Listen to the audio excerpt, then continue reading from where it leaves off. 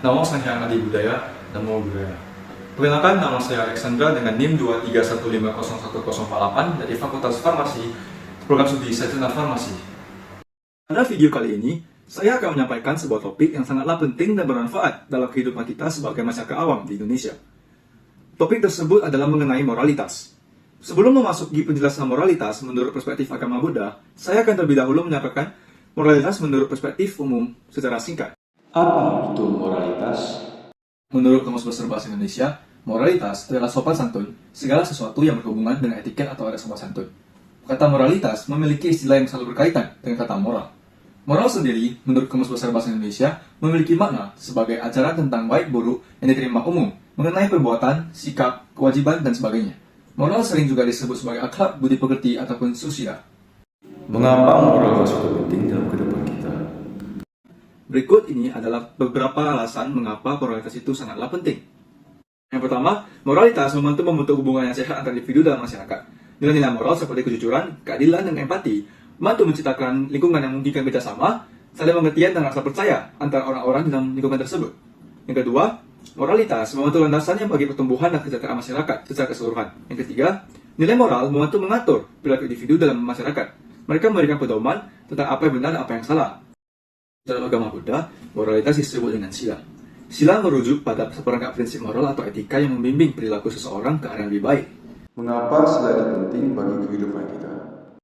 Menurut ajaran Buddha, mengikuti sila dapat membawa manfaat besar dalam kehidupan sehari-hari kita. Sila membantu seseorang untuk menjaga kedamaian batin, mengembangkan sikap empati dari sesama, dan menciptakan harmoni dalam hubungan sosial.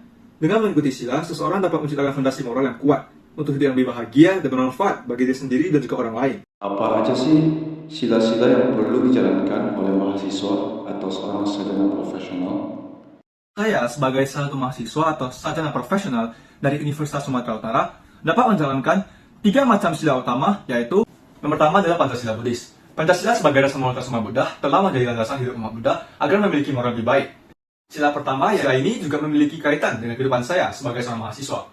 Menurut hukum yang berlaku, setiap individu dilarang untuk melakukan tindakan pembunuhan atau merampas nyawa orang lain, karena perbuatan tersebut melanggar prinsip-prinsip yang ada dalam hak asasi manusia.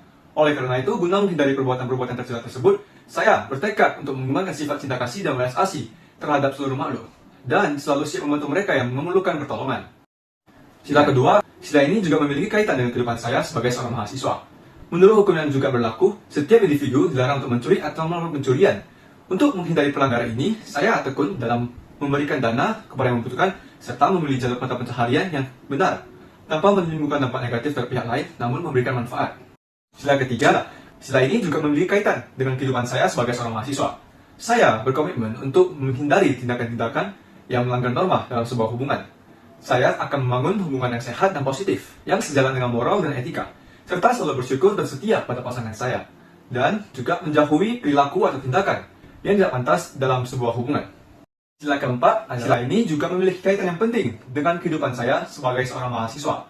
Saya akan mengembangkan sifat jujur dalam setiap tindakan, baik itu dalam pikiran, perkataan, maupun tindakan, dengan dasar yang kuat pada kebenaran.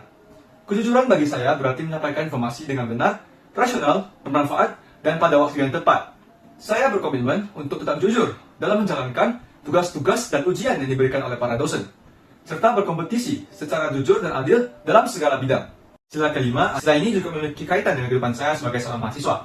Saya bertekad untuk meningkatkan kewaspadaan saya terhadap segala hal yang saya lakukan, serta memahami dampak negatif yang mungkin timbul apabila kesehatan saya mengalami penurunan. Sejauh ini, saya belum pernah mengonsumsi zat-zat yang dapat merugikan kesehatan saya, dan saya telah berkomitmen untuk tidak mengonsumsi zat-zat tersebut dalam keadaan apapun. Saya juga akan menghindari mengonsumsi makanan atau minuman secara berlebihan, karena itu dapat menurunkan kesehatan saya. Berikutnya adalah Jalan Mulia Bronsu 8 atau Arya Antagika Magga. Ajaran ini berisikan cara melenyapkan duka dalam diri kita. Ada 8 cara yang dapat diterapkan oleh seorang sarjana atau mahasiswa, yaitu pertama adalah pandangan benar.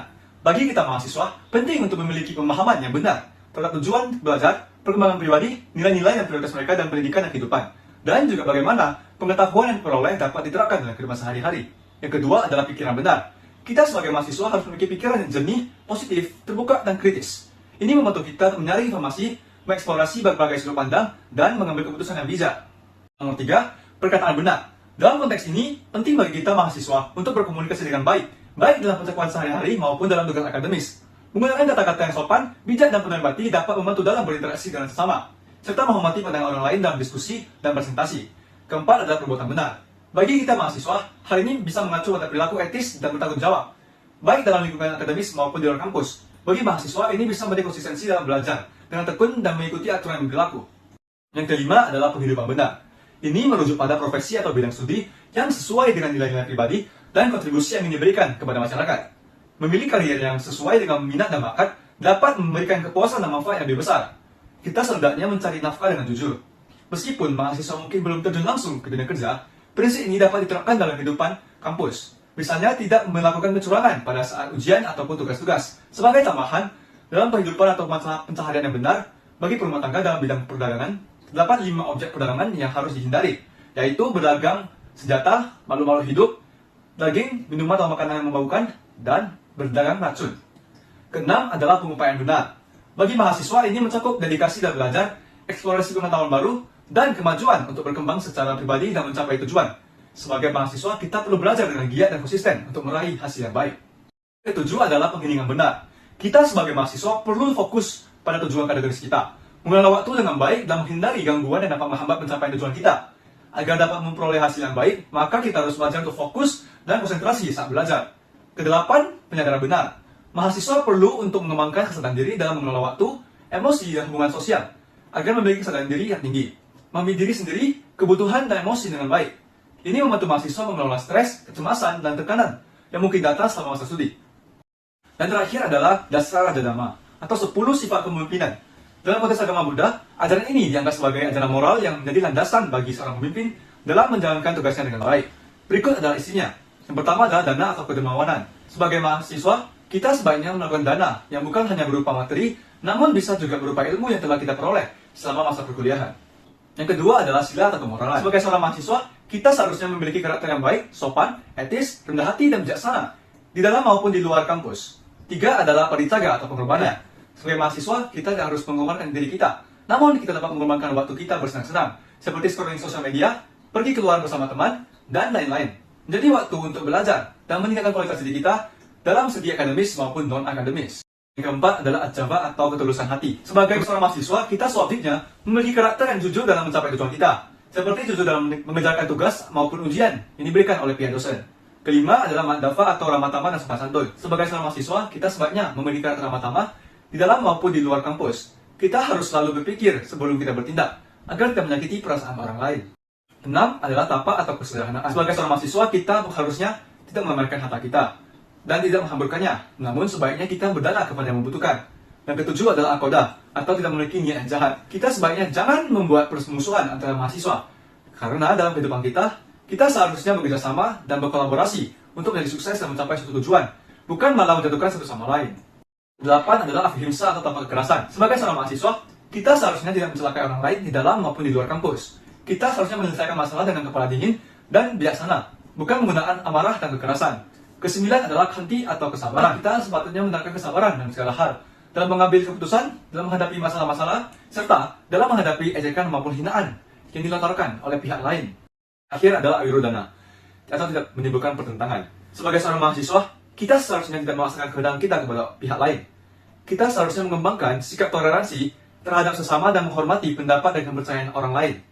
Dan demikian, 3 sila menurut ajaran Buddha yang dapat kita terapkan sebagai dasar moralitas kehidupan kita sebagai mahasiswa atau sarjana profesional agar memiliki kehidupan yang lebih baik dan juga sukses pada masa mendatang.